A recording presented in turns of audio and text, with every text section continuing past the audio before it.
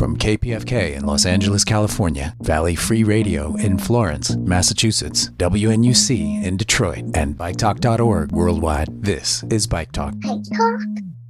Welcome to Bike Talk. I'm Taylor Nichols. And I'm Nick Richard. Hey, Nick. Hey. We are a radio show and a podcast. And I have to keep reminding myself that so we don't swear on the show. But we're in about 12 markets around the country, right? Can you name some of the cities? We are on stations in LA, KPFK, Florence, Massachusetts, Detroit, Michigan, Burlington and Bellows Falls, Vermont, Binghamton, New York, Oregon Central Coast, Viroqua, Wisconsin, Squamish Valley, Washington, Elwood City, Pennsylvania, Taos, New Mexico, and as of a couple weeks ago, Louisville, Kentucky. How do you say it? Louisville. Yeah, it's like New Orleans. Yeah, you have to sort of be from there. Right. To say it right. It's WFMP 106.5 in Louisville, Kentucky. I think we're on Thursday nights. You and I just did a little interview with a radio show that is on that station in Louisville, Sustainability Now, which is hosted by Justin Mog. And it was kind of fun to be on the other side of the coin and have Justin interview us, no? Yeah, it was amazing. Justin is a real community radio person and a real Pacifica person. And I would add, a real biker. I loved his story. He rode his bike across the country when he was 15 years old with his dad and his older brother. And I just think that sounds like a great way to bond father and son. I imagine it was pretty different. Yeah, he said they had paper maps. There was no cell phones, no internet. You know, they just rode. He even said they used AAA maps, you know, from the Automobile Association and looked for campgrounds along the way. Now it would be adventure cycling. Well, you know, one of the things I loved about Justin's interview with us is he asked both of us what were our origin stories with the bike. And you said something that kind of startled me, that you wrote a poem to your bike. What was that? I'm not sure it was a poem. It was in memoriam because somebody had stolen my bike. I guess I locked it to one of those scaffolds in New York City. Right. And I was like 12, and I titled it In Memorandum when I meant in memoriam. But it was my mongoose, Diamondback. Right. I really connected to that bike. That was a memory that came up talking to Justin. He asked me, and I can remember, you know, when my dad taught me how to ride my bike. I can remember my first couple of bikes. And I think the story that I told Justin was my Bianchi that I have now that I use for riding around town. I bought off a drug dealer in Aspen, Colorado in 1984. I love that bike. I think buying a used bike, really buying any used sporting good equipment, is a great way to get it. But that brings me to what I want to talk about. I think it's so important. You know, you and I had the privilege of having a bike when we were young.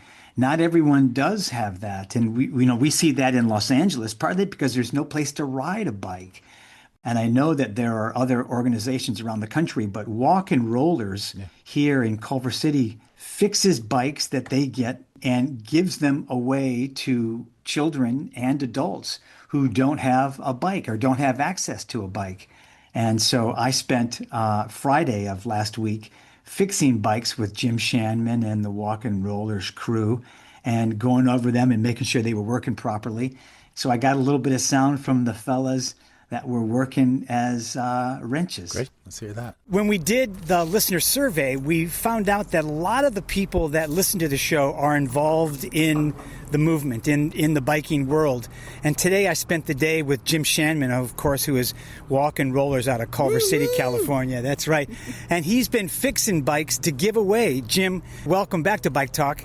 And what are you doing? Thanks for having me. This is great. What we do is we collect bikes all year round, and we wrench on them all year round. And we work with partner organizations to get used bikes in the hands of families that need them most. Right. And today we have Kareem Sally and David Sobel, who's been on the show, and Dr. John Riddle, who's been on the show a bunch of times. Kareem, you're getting ready to start your own long trip, but what'd you do today? I came to help Jim and Walk and Rollers to repair, enhance, and clean up some bikes to give away for kids. Great. And you're starting your own cross-country trip in June, right? Yes, I'm really excited about it. I'm going to be crossing the longest straight line in the U.S., starting in more or less Seattle, going to Miami, West Palm Beach. Right. Dr. John Riddle, the main mechanic. Yeah, right. What were you doing today? I was fixing bikes. Yeah? Fixing bikes and hanging out with my best buddies and just enjoying the beautiful February sunshiny day. Right. And you were teaching David Sobel, right? I was just sitting at his feet being mentored. It was amazing. What'd you learn today, David? I learned, well, from you, Jim, I learned about spokes and what is that called? Truing. Yeah. Which way do you turn them? Oh God, clockwise, counterclockwise. But then from John, I learned about the derailleur and how to how when you replace the chain, how to start at the beginning, the smallest rear cog. Yeah, never mind. And are you being paid for this, or are they paying you? Oh God, it's a good question. Good question, Jim. You're going to give these bikes away tomorrow, right? Most of the bikes that we worked on today will be actually donated at our anniversary celebration, our Walk and Roll Festival, March 14th in downtown LA. Several of the ones that we worked on today have been identified for our partner organization, also in Los Angeles and East LA. So they're going to get a handful next week, but the bulk of these are for kids at our anniversary. And how would people find out how to get a bike? We don't publicly announce that. We work with partner organizations, Boys and Girls Clubs, YMCAs, KYCC in downtown LA and Koreatown. So we work through them rather than have a general call. Right. And so those organizations let their people know that there's a bike giveaway. Yeah, that's exactly right. So we'll be working with YMCA for the anniversary for adopting bikes, but we will have lots of really great used, cleaned up, and tuned up bikes in our prize raffle. So for the price of a raffle ticket, you might actually walk away with a bike for free without having to go through the adopt a bike process. Wow, that's great. Jim Shanman, Dr. John Riddle, David Sobel, Kareem Sally. Thanks very much. Thank you. Thank you. Thanks, Dad. Well, that was all the guys that were helping Jim fix bikes. And, you know, one of the things you and I talked about with Justin is that you and I just had a connection to riding bikes. And all these guys did also. And that's why we were happy to be helping Jim fix bikes for people.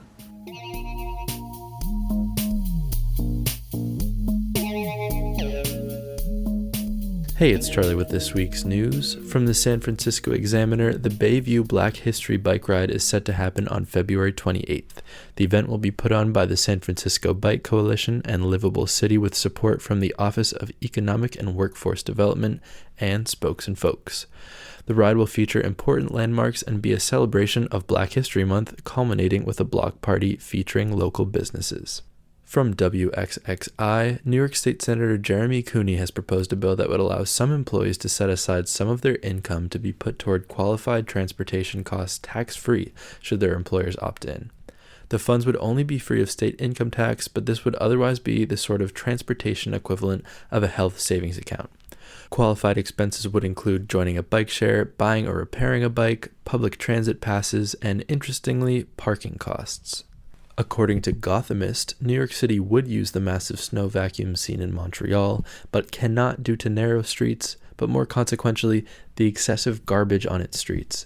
Apparently, the city even tried it out 20 years ago, only to have trash jamming up the machine. From City Hub down in Australia, they've just announced a new 13.8-kilometer pedestrian and bike path called Metroway, as it is built right next to an existing metro line. 350-plus bike parking spots will exist at stations, and trees will be planted along the route along with lighting. The path will intersect another 6-kilometer bikeway, which just opened in December, but has already been popular. New South Wales Transport Minister John Graham said the project isn't just about building a metro, quote, it's about housing uplift, new public spaces, and ways of getting active.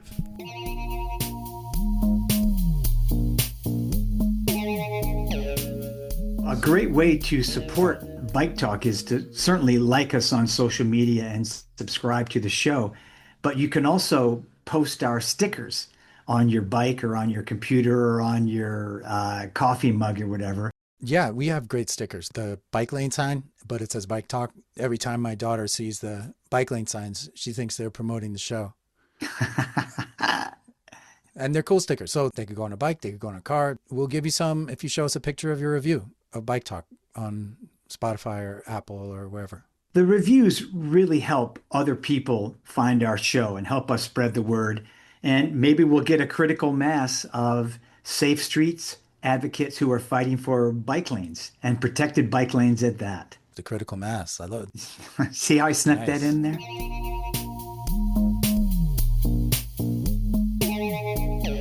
Last week, Luke Hoffman, who is the executive director of the Iowa Bicycle Coalition, was on the show talking about a ban of bicycles on their streets. And he was able to turn that argument around to what is really the danger on our streets. And he talked about superspeeders. Well, we have two people joining us today, Amy Cohen, who is the founder and president of Families for Safe Streets, and Julie Nicholson, who is the West Coast survivor and member of Family for Safe Streets. And that's an organization that no one wants to join, but is turning tragedy into positive outcomes. Amy, welcome back to Bike Talk, and Julie, welcome to Bike Talk. Yes, thank you so much for having us. As you said, we are the club no one should ever have to join. We all have paid the highest price for society's failure to take this crisis seriously. I lost my 12-year-old son in a crash. He was an amazing kid, and he was just trying to get from school to soccer practice. He was in 8th grade, a street-savvy kid, and I thought I could protect him. I thought he was, smart. He knew how to get around. I'd trained him from a young age, and I realized that nobody is safe from this crisis. And so we band together to share our stories, and our latest effort is this Stop Superspeeders campaign, and we've engaged members across the country to elevate their leadership to pass bills in their state, and I'm thrilled to have Julie on the show because she is leading our Stop Superspeeders campaign in California. Great. Julie. Thanks so much for having us on the show. So I'm a crash survivor and a member of San Francisco's Families for Safe Streets.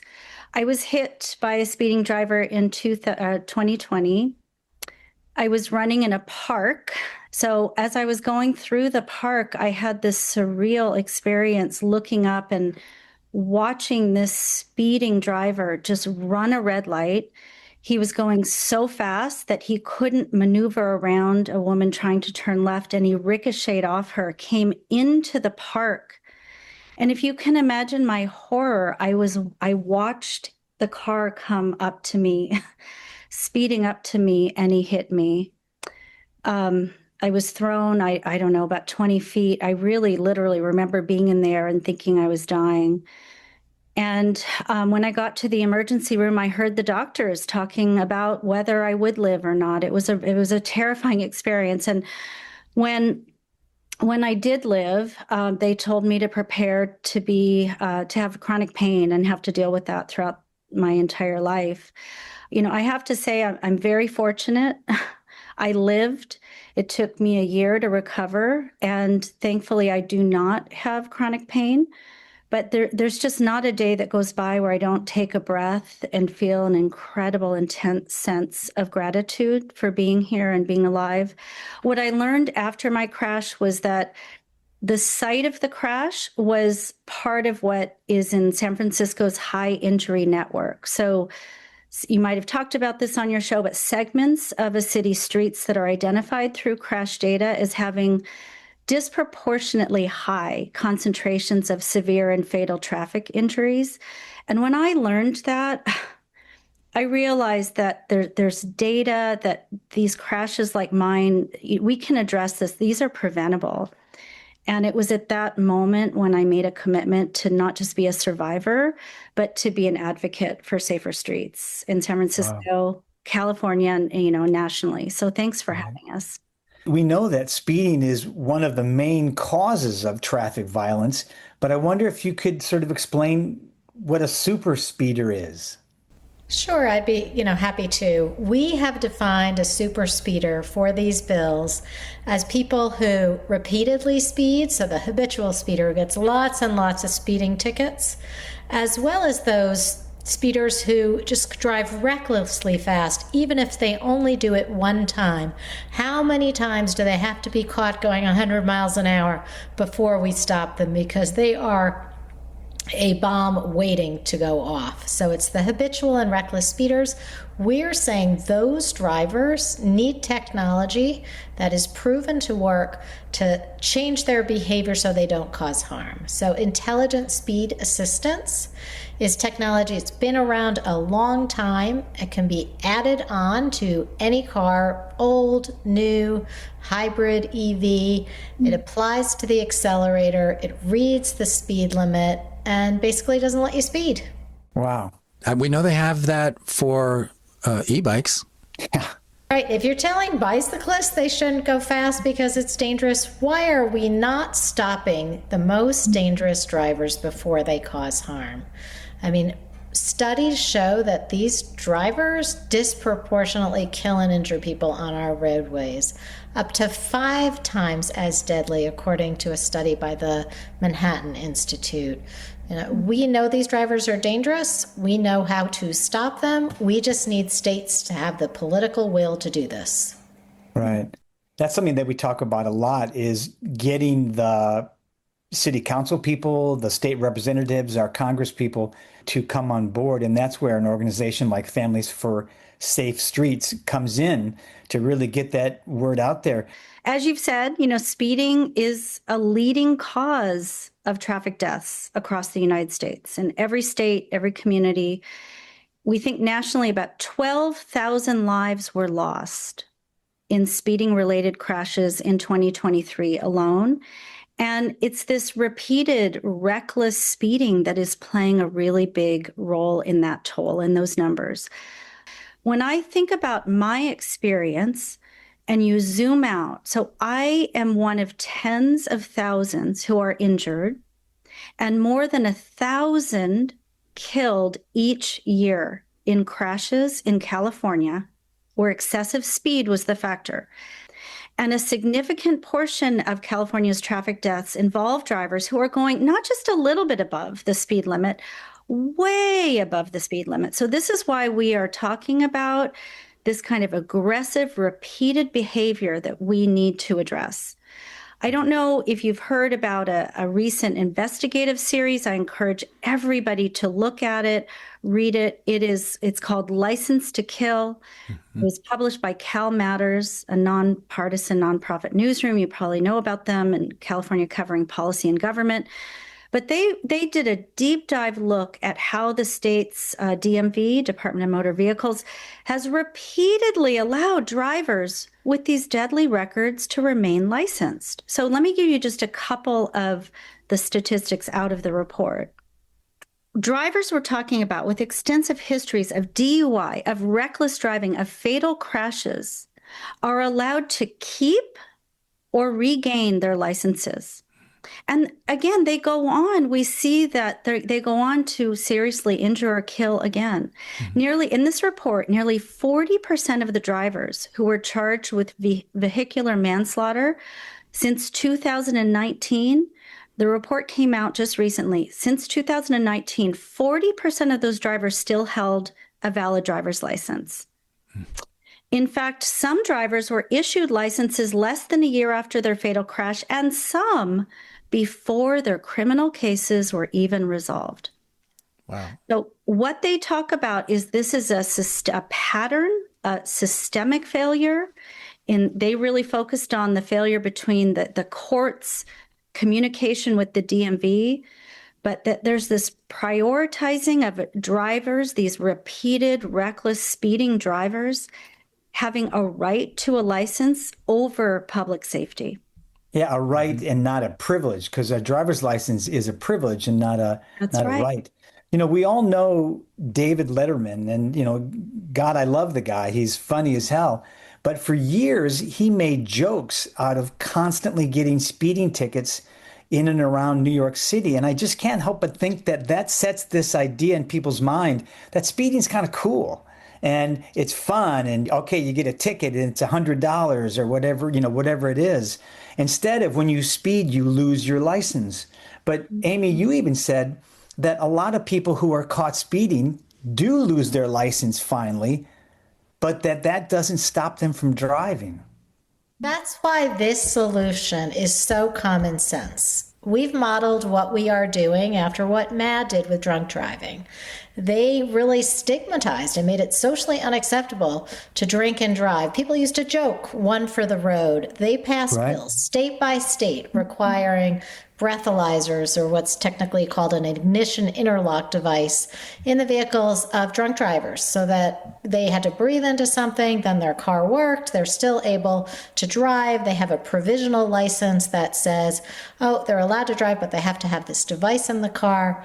We're saying it's the same thing. Speeding is just as deadly as drunk driving.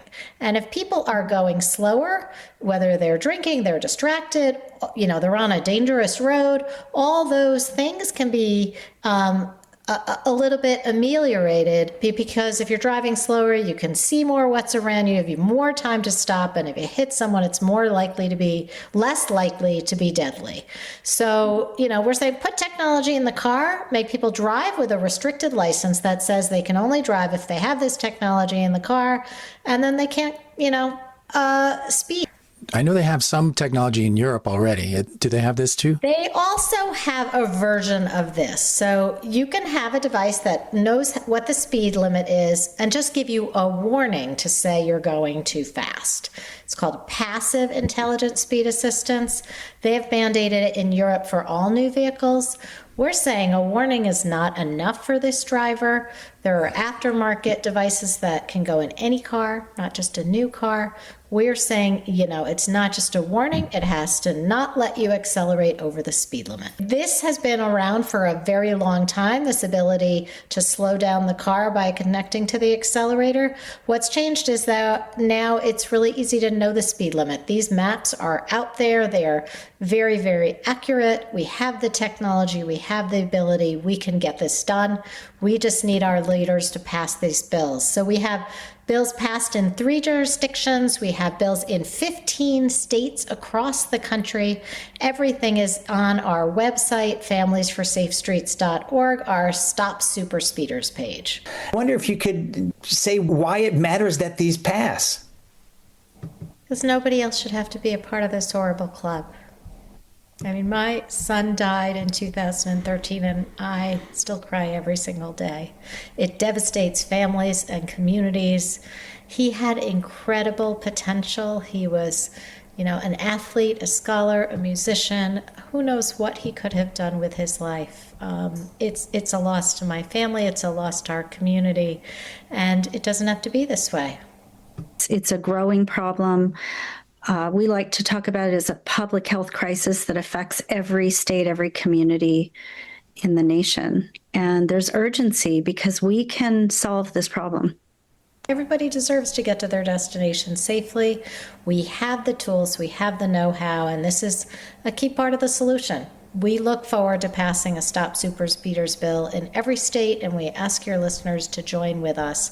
On our website that I mentioned, we also have a very easy way that you can email your elected officials an online, petition that will directly send a message that you can personalize. So please take action and join us. Amy Cohen, Julie Nicholson, Families for Safe Streets. Thanks for all you do, and thanks for the time coming on Bike Talk. Thanks for having us. Okay. We have Danny Pearlstein, Policy and Communications Director of the Riders Alliance in New York City, to talk about how Zohran Mamdani is reversing transit decisions of the Adams administration. The Riders Alliance, is that mainly about buses? We are transit riders, so buses, subways, paratransit, but we primarily leave the bike stuff to other advocates that we work very closely with. But it's kind of connected, right? Like what you would say, maybe what's good for buses is good for bikes in most cases? Most cases. In the city, we're united under the Streets Plan law, which requires a certain number of bus lanes and bike lanes every year. And that was what got stuck during the Adams administration. How did it get stuck? Political interference and, other issues, but primarily for certain marquee projects, political interference where the mayor, for whatever reason, decided not to move ahead, even after years of work, often by the Department of Transportation and other officials, to improve safety and bus service on the streets. So there's this article in the New York Times about how Mamdani is reversing Adams administration transit decisions. And one of the things that it said in the article was the Mr. Adams' top aide pulled a project, a protected bike lane in Brooklyn, in deference to local power brokers. So it seemed that he was just doing politics without any sense of what he wanted to see or what the DOT wanted even in transportation. Or even, Nick, any sense of protecting people on the street, New Yorkers who live and work on the streets. Yeah, he talked a very good game, but when the rubber met the road, he gave in to his worst impulses and, his closest cronies' corrupt instincts. There was one block that came to be referred to by cyclists as crash land. That's the two-way protected bike lane in Brooklyn. Hugely important for connectivity. People were funneled into that dangerous spot where there was a gap in the network because the network converged there, and it made it even worse. But now, with Mamdani, there's going to be a protected bike lane from Dumbo to Sunset Park. Is that far? No, it's probably 5 miles. It's overwhelmingly good news. I think, for our part, there was a sense in which on the marquee bus project in the announcement, the Fordham Road project, we had hoped the city would go even further. There had originally been a proposal for a busway styled after the 14th Street busway, which has been very successful in Manhattan. And our bottom line is that on that route, which is in some ways the most important bus route in the city, it's the second most heavily used, and it doesn't parallel a subway line. We think that route deserves the best, right? If there's any treatment the city can possibly undertake, they should do it there because it would impact just a tremendous number of riders. I ride that route, but so do large numbers of my neighbors in Upper Manhattan and, of course, across the river in the Bronx, which is the main part of the corridor. The bus is packed 7 days a week, much of the day and far into the evening as though it were the subway, though it were, the Cross Bronx Expressway, which it is for the majority of people in the Bronx who don't have a car. And didn't Mamdani race a bus walking someplace and said, if you can walk faster than a bus, it's not working properly? That's a really good point. So he raced a bus on 34th Street when the Adams administration had balked at installing a busway there. And then ultimately it decided to go ahead, but it was blocked by the Trump administration. Wow. And all of that is now playing out on Fordham, where one of the reasons given for not doing a busway is the potential objections of the Trump administration. We see that matter coming to a head pretty quickly. Ultimately, where we're happy is that the mayor has said it has to be a worthwhile project. At the end of the day, they want to see 20% speed improvements.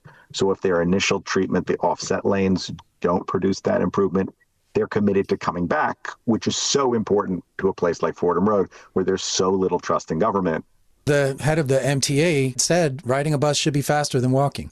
Right. Not much to ask for. But there is opposition to doing that. The New York Times article gave the example of the business group. There's some folks there, they view it as sort of their private fiefdom. They should decide what happens. It's a unique situation where the guy's especially savvy as an organizer and also politically powerful. He actually served in a very high position in City Hall under Mayor Bloomberg, ironically, who advanced a number of these bus and bike projects. But now he sort of takes this Chicken Little approach. And so he had written an op-ed saying, a protected bike lane half a mile away was going to destroy his business back 5 years ago. And of course, that didn't happen. And he's taken this very hard line against improving the buses on Fordham Road, which is obnoxious. I mean, his customers don't travel that way. All the data shows they're coming from a different way. And of course, he's completely ignoring anyone who comes there by bus, whether they're a customer, an employee, or anybody else. Danny, have you heard of these studies from Berlin and Toronto showing that business owners overestimate the percentage of their customers who come by car? Yeah, absolutely. I mean, in this case, they have some data. And so what their data show is that their big spenders come by car. But they also have some data that's confounding, where some of their big spending driving customers also want to see better transit service on the corridor. And there's an adjacent business corridor where overwhelmingly people show up by bus. And they've done some independent polling there, and people are, by a supermajority, urging the mayor to build a busway. So there's tremendous community support. There is one very squeaky wheel who, of course, incidentally does not live in the community, but he does have a legacy family business there that's now, close to 110 years old. And clearly he's passionate about the issue. So is Mamdani living up to expectations? He is still seeking public excellence, which is what he campaigned on. And a government that actually does follow up on its promises. So right when he talked to people on Fordham Road, a year and a half ago at the outset of his campaign about why they were so disaffected. And of course, it was incidentally where Adams had canceled the bus route the year before. Now he's committing not just to building a bus project there, but to coming back and making sure that the city gets it right. I think that's very powerful. That's not something people are familiar with or see regularly. in communities. And I think if that happens, that will really be extraordinary. Well, it's certainly important to implement the project, but then, like you say, go back 6 months, a year later and see if it is working the way it was designed to work. And if not, tweaking it so that it does work properly rather than just pulling it out, which is what happens lots of times in Los Angeles. They put in a bike lane and a month later there's enough uproar from NIMBYs that they just take it out. And then people are cynical, right? Because they don't see government sticking to its convictions and following through. And so I think this is an instance where we're going to see something different and where we're going to get it right. And in this case, we're not just going to celebrate the groundbreaking or the opening. We're going to celebrate much faster speeds. We're going to celebrate massive time savings for, over 100,000 bus riders. And I think that's one of the good things about congestion pricing is people on the ground see that it is working. That's right. Right. You can trust the time on your phone and you know that you're getting to work faster. Well, thanks, Danny. I hope you come on again and tell us more about what's going on in New York City. Thanks for having me. This was great. Danny Pearlstein of the Riders Alliance. Thanks, Danny. Last week, we had the interview with Peter Norton, the part one of the interview, and Severin Martinez did such a wonderful job. If you haven't heard part one, I really encourage you to go back to episode 2607 and listen to the interview. Peter is such a thinker, and the interview is really wonderful, but you do have to listen to it. I mean, you can't be doing something else. At least I can't. I had to really hear and listen to what Peter's answers were. We're going to play part two of Severin's interview now. Part two. This, of course, being Bike Talk, I wanted to ask, do bicycles come up much in your research, particularly research about the early days of the automobile and the transition in our streetscape at that time?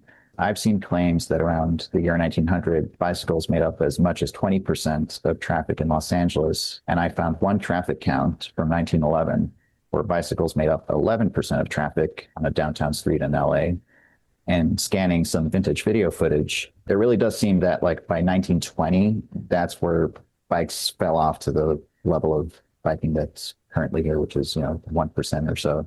But did or do bicycles come up much when you're looking into the history of our streets? When I wrote Fighting Traffic, my first book, I was particularly interested in the era from, say, 1910 or 15 to about 1935 or 40, especially the 1920s, just because it was such a crucial transitional decade. By then, bicycling was not common. It wasn't rare, but it was certainly not a common everyday mobility. It was the kind of thing where you were likely to see a bicyclist on the street if you were out for an hour or so, but it would be a vanishingly small fraction of the total street use. Now, this is not, however, the whole story, because there was a bike boom, especially in the 1890s, where bicycling was extremely popular for a while. It really hit a peak around 1895 or 96 when bicycles are crowding city streets.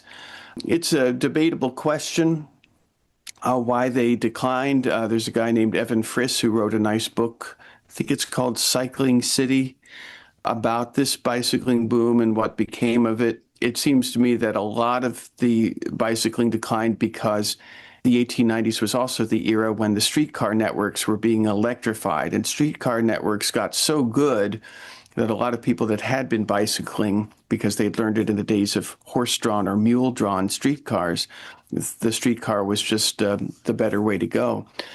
And then, of course, automobiles have become part of the picture as well. But yeah, bicycling was a very big deal in the 1890s, but it remained an important, if marginalized, mode of everyday mobility and never disappeared. And it also enjoyed periodic little booms like in the 30s and 40s, and then again in the 60s and 70s. But it's still nothing like what it could be, and there's so much more potential for it. When writing Fighting Traffic, when did you think, hey, I'm onto something? Because now everybody references your work like almost like it's an amusing party anecdote, especially that the car interests were pushing for jaywalking, kind of the origins of that term. But your work has seeped itself so much into the background, certainly, of transportation and what's taught in schools. Did you reach a point where you thought that your work was going to be as essential as it has become in understanding the history of our streets? I was actually very but pleasantly surprised at the interest in my work. You know, I work at a university. I'm a professor, and like a lot of professors writing books, I was thinking about other academic readers. Fighting Traffic is not written as a page turner. It surprised me that it attracted as much interest as it has, and that it's endured. I mean, it still sells very nicely, I have to say. I'm very pleased with that. But I did find, as I was working on it, as I was collecting the material for it, I found moment after moment where I gasped at what I saw. I don't want to give people the false idea. It was a lot of boring, tedious, hard work sometimes. But what kept me going through those stretches was that I would find the most breathtaking things had happened that were totally unknown. I mean, stuff nobody had mentioned, like, you know, for example, discovering that cities erected monuments to the children killed in traffic the previous year and dedicated them in formal ceremonies with the mayor and so on, with choruses and the mothers who lost their children being honored. This was completely unknown and also incredibly significant because it's telling you that cities thought of these losses as public losses, not private failures of parents to control their kids. And that's a very important fact. And that's one illustration of dozens of times where I saw something and I just had my breath taken away by how important it was and also how little known it was. And that took immersing myself in the period, which I did just by spending a lot of time with the documents from the era, the articles, the city manager magazines, the street railway journals, and the newspapers. And for Fighting Traffic, all of the newspaper work was on microfilm, scrolling plastic microfilm in viewers, because we didn't have digitized databases yet. It's kind of remarkable because you say the book's not written as a page turner, and yet a lot of us do find it quite compelling. And I know I ended up reading it quite quickly. Your book is so well put together that people might just assume there's a natural narrative here, and Professor Norton just kind of tidied up all the papers and stapled them together. But really, as you just described, you're going through tons of material, and you are the one putting that narrative together. So I have two questions. How long did it ultimately take you to write the book? And when did you reach a point like, I've uncovered enough, or I found what is relevant and important? Because I can imagine somebody just going off the deep end and staying on this path almost indefinitely. A person could stay on this subject forever. There's, you know, this is 20th century history, so the documentation is very extensive that you can find. I mean, I was under time pressure because of the fact that this book began as a PhD dissertation, and I was taking too long with it. So the pressure to find a way to give it a beginning and an end was there and frankly helpful. As for how long it took, it's difficult to answer because it was never a full-time job. I was always working both with my coursework at first and then also with paid jobs or being a teaching assistant and these sorts of things. And then actually I was a parent before the book was ready. So those meant that it was very hard to measure how much time I put into it. But from the time I wrote the proposal as to make a dissertation about it to the time it was out as a book was over a decade, maybe 12 years. But none of that full-time work, of course.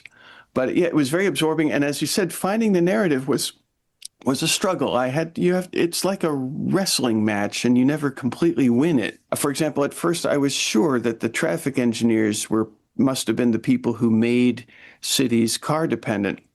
And then I'm going through their work in the early to mid 20s and they're saying, well, we have to discourage driving because it's a very inefficient use of public space. And this is a confession. I'm not proud of this. At first I felt I had to fight against the evidence. And then I realized, wait a minute, you let the evidence lead you.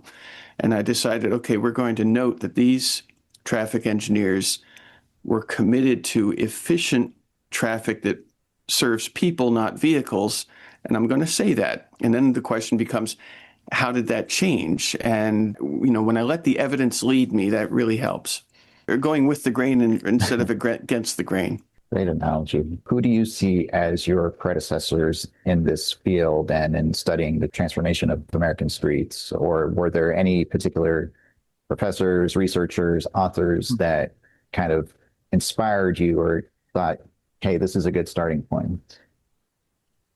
Well, I remember in particular a professor in grad school who really pressed us not to trust the published accounts and instead to go back to the original materials.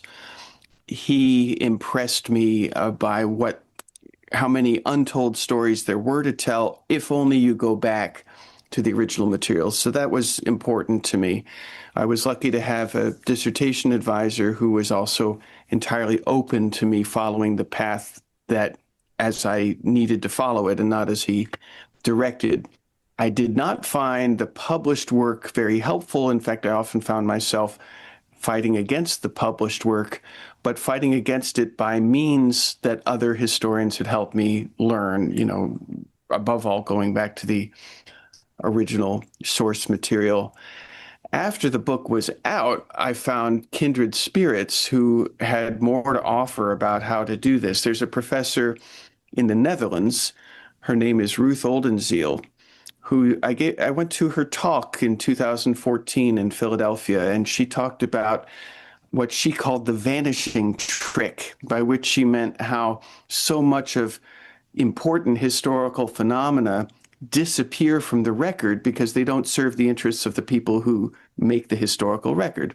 And she challenged me to learn to undo the vanishing trick, to recover lost perspectives. Like, for example, pedestrians' perspectives are completely absent from the historical record in published history. But if you go to the newspapers, those annoyed pedestrians are writing letters every day. And they're a gold mine of perspectives that we have lost, perspectives that say, hey, wait a minute, the street's for me too. That's a perspective we've lost, but you recover it in those letters to the editor, which are a lot like the social media of their time. I pooled together a lot of techniques that others have practiced long before me.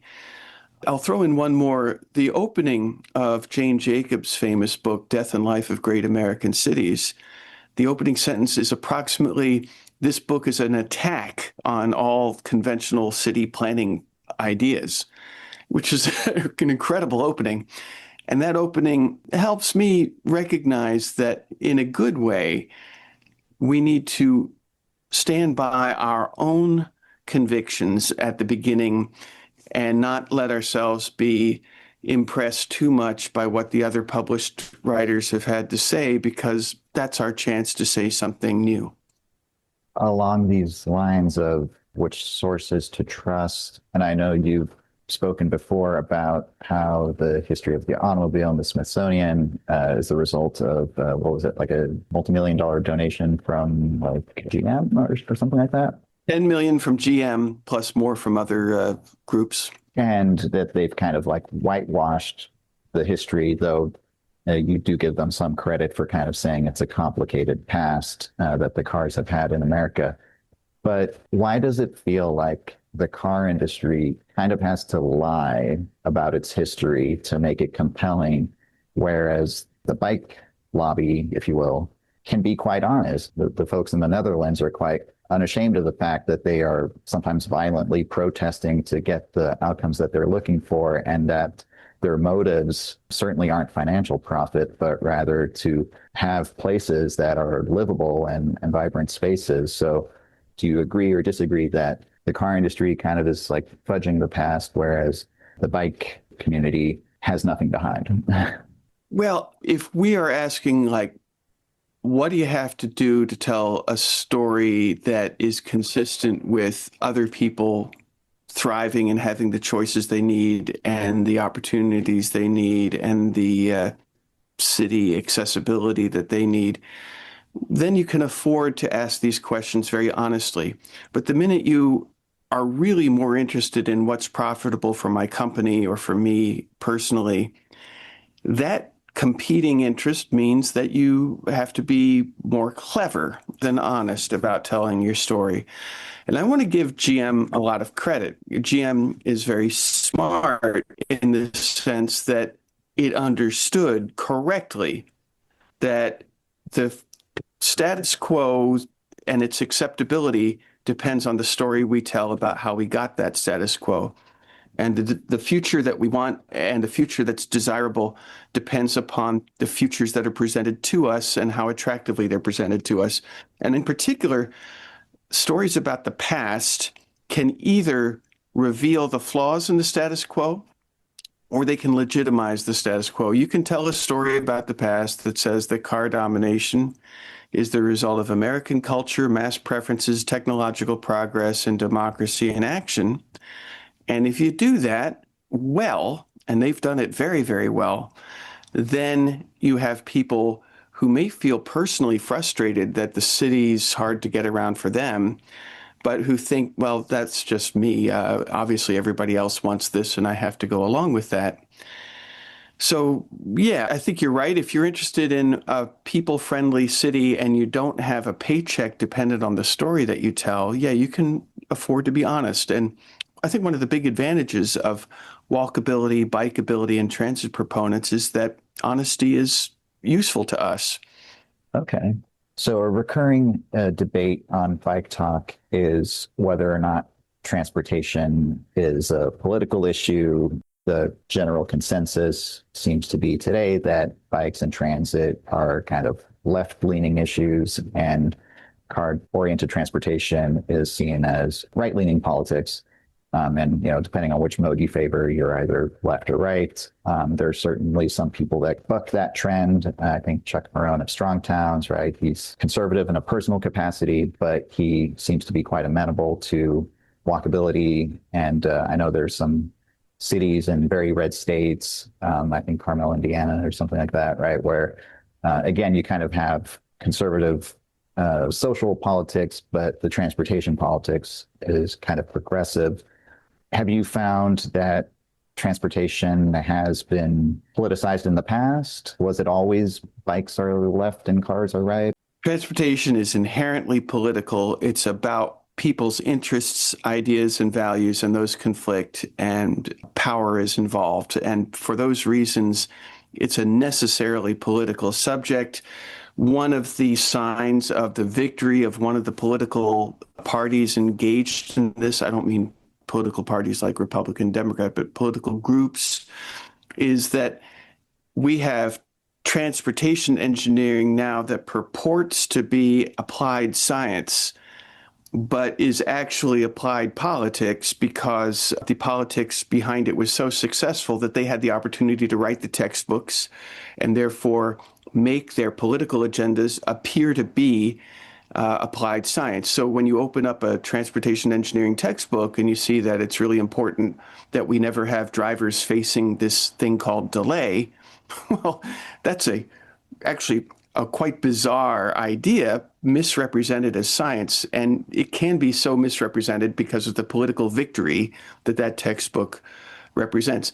Now, it's interesting that, we still frame our politics on this one-dimensional binary, liberal or perhaps progressive and conservative, when, of course, reality is multidimensional. So if you reduce it to one-dimensional line, you're going to pervert it into some distortion that has nothing to do with reality.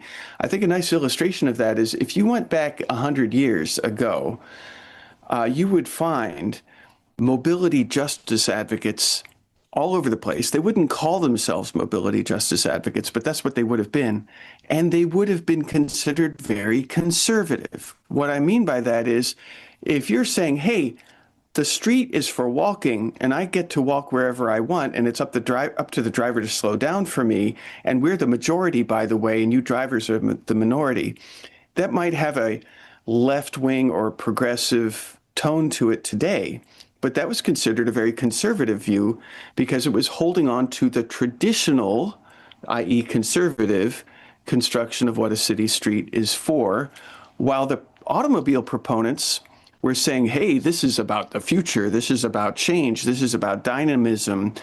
They actually use the word progressive a lot to talk about their vision of car dependency. So I'm troubled the way our vocabulary trips us up. I give Chuck Marohn a lot of credit for recognizing that if we take the word conservative honestly, we mean things like prudent, cautious, careful, responsible. And all of those words are absolutely in line with walkability, transit, and bikes because they are low cost, affordable, etc., and they don't require big state government apparatuses. You know, you're from Los Angeles. I was just there in October, and I was downtown, and I was walking along, and I saw this gargantuan building. It looked like something from a Star Wars planet. It was so huge with no windows. It looked kind of grim. And I looked at it. It said Caltrans Center, and it was just a regional center. And I thought, this gargantuan bureaucracy, which Stalin would envy, is what it takes to make car dependency not work very well, but work at all. How is that conservative? It is, big state, it's corporatist, it's requires enormous amounts of enforcement, tax dollars, the list goes on, policing. So anyway, I would like us to open up. What does it mean to really apply conservative values, liberal values, and progressive values? And to me, when you take all three of those value collections honestly, they all point the same way, which is mobility choices, alternatives, possibilities, and certain common values that are consistent with the common good as well as with individual freedom. This has been a lovely conversation from my standpoint. I want to thank you so much for taking the time, and I look forward to reading whatever it is you're writing. It could be another op-ed, it could be another book. I will eagerly be awaiting it either way. Severin, it's been a great pleasure. I've loved what you've done with this conversation and how you've, the directions you steered it in were just great. I also want to say my hat is off to you. I just write about these subjects, but you work on them. It is your profession. It is your commitment. And you are actually making the change that I only daydream about. So I applaud you for that. And I'm grateful to you and to everyone like you who is committed to the better mobility future we need. Thank you.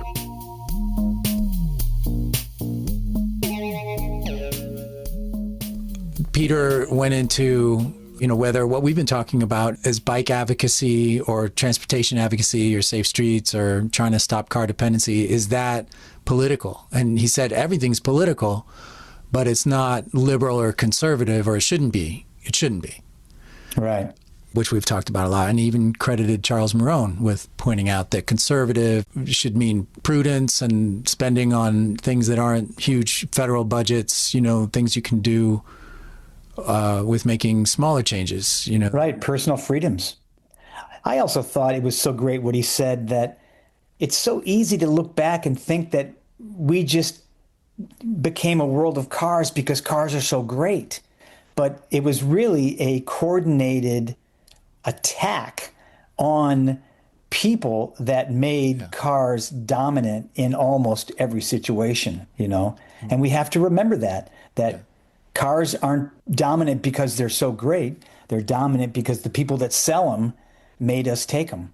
Yeah, the car companies, the concrete companies, it was a whole consortium. Yeah.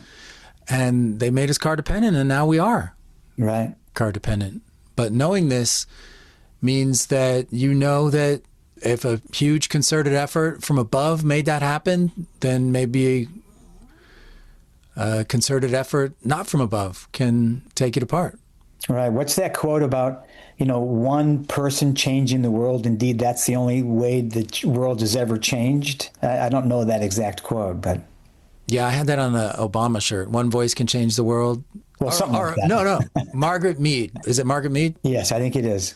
Never doubt that a small group of committed people can change the world. Indeed, it's the only thing that ever has. But that's a counterexample to what we're talking about, because maybe it was a small group of Well, no, I'm saying if we want to change the status quo now, right, we start with a small group of people that are listening to Bike Talk and build from there. I think one of the great things about the movement that it is pretty well versed now. I don't know if everybody knows about how jaywalking became a term or... No, they don't. I didn't know about it till, 8-10 years ago, something like that. In fact, that's one of the things for me, Nick, that is really frustrating. You show up at a city council meeting or a neighborhood council meeting or some kind of outreach program about a Safe Street project, and the people that are leading the meeting and the people that are speaking at the meeting don't know any of this. They haven't read any books. They don't listen to any of the podcasts. They don't know anything about the things that we are talking about on Bike Talk and that Peter Norton is writing about, that Charles Marone is writing about, that John Zimmerman's talking about, that Clarence Eckerson's filming about. Some of these people need to do their due diligence and learn a little bit about what's going on in the world. I guess it would be nice, yeah. Sorry, I kind of got on a soapbox there. I was going to say soapbox. Right. All right, well, good show. We want to thank Danny Pearlstein, Jim Shanman, and we want to thank Amy Cohen of Families for Safe Streets and Julie Nicholson of Families for Safe Streets. And of course, we always want to thank our regulars, Julie Richard, Charlie Lighthizer, Amy Ziering, Lindsay Sturman, Josh Hagland, Kevin Burton. Did I miss anybody? I think I got everybody. If I didn't, I'll get them next week. All right. And I think we already did our quote, the Margaret Mead quote. Oh, very good. I had another one from Bill Walton, which I really liked. Let me throw that out there just in case. I can think, I can sleep, I can move, I can ride my bike, I can dream. Bill Walton. Thanks, Taylor. Ride safe. This episode of Bike Talk is sponsored by the law offices of Pocras and De Los Reyes, with offices in Los Angeles and Bakersfield and serving all of Southern California. Bike Talk is a project of CRSP and the Los Angeles Eco-Village Institute. And that was Bike Talk. If you have a story, a tip, or a topic, head over to biketalk.org and send us a message. Talk again next week. I ride my bike today to keep it fit, get me there. I won't go sinking up the air, leave behind the daily grind. Let your mind unwind. If it's life, pretend to life. Better get yourself a bike.